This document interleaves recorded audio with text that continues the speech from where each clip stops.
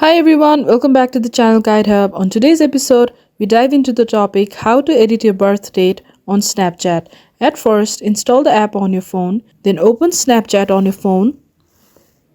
Here we are on the home page. Tap on the profile like icon, which is at the left top corner. Now you are on your profile page. Tap on settings icon at the top right corner. Here we are on the settings page.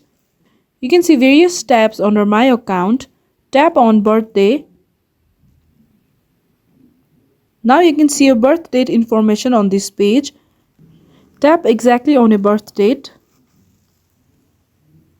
Now you can edit your birth date at the bottom of the page.